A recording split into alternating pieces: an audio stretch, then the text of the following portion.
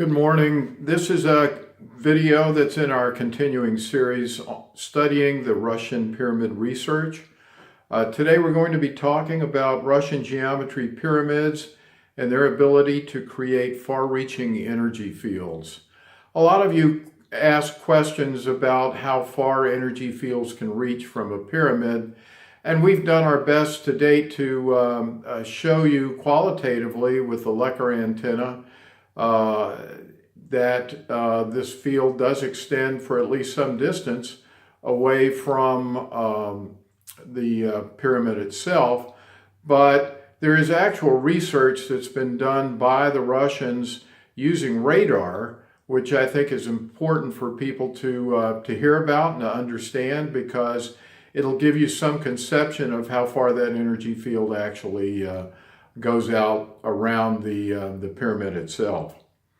So if you look up on the front page, you'll see that the purpose of this study by the Russians was to see if a Russian geometry pyramid had an impact on the atmosphere surrounding the pyramid. And they used for this testing a 22-meter, that's about 68 feet high, Russian geometry pyramid. And radar equipment was placed at distances of 30, 32, and 60 kilometers, which relates to 19, 20, and 38 miles from the pyramid itself.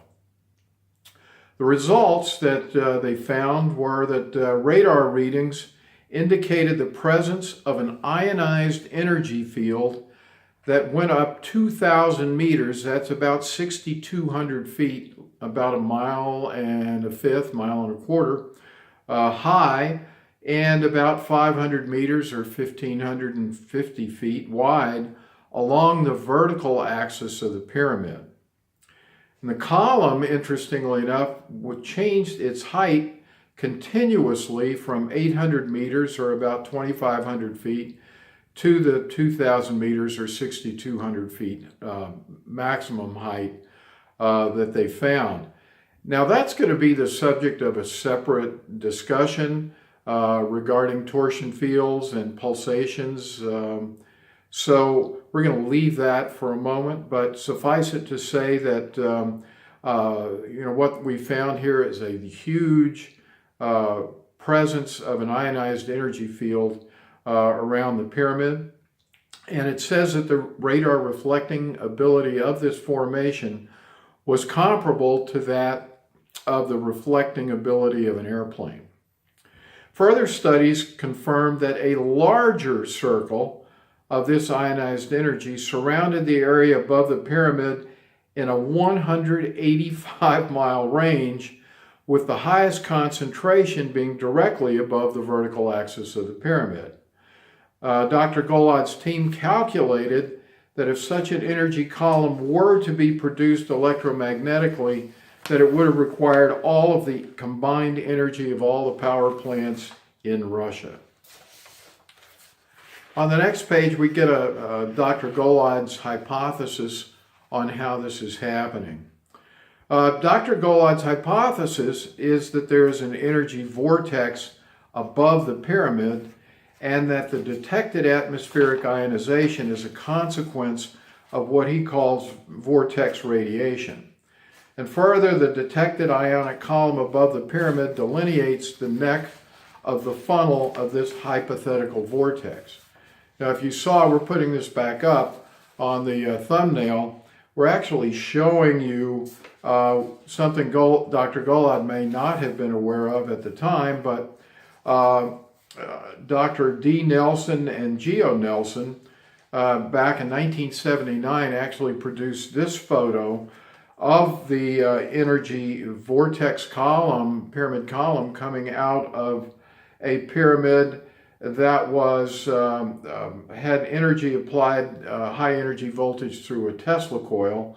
And this photo was taken via Kirlian photography. So this is further proof that this is not just a theoretical possibility, but in fact occurs in reality.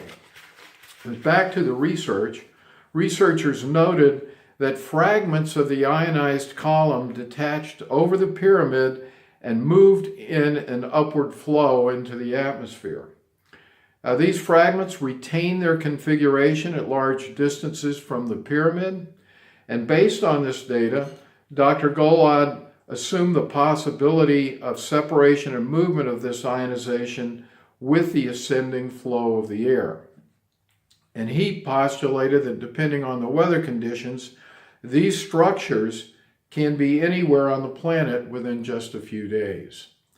And although this is beyond the scope of this brief video today, this last information brings up a lot of possibilities regarding the ozone layer, and that's going to be the subject of a separate video.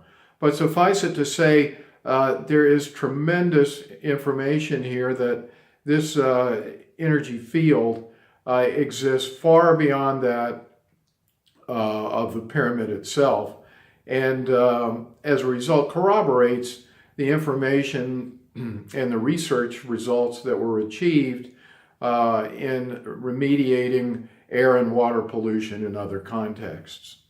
Hope this has been helpful, and as always, please remind your friends to watch this series of videos, see us on our YouTube page, Only PVC Pyramids, and visit us on our website, onlypvcpyramids.com.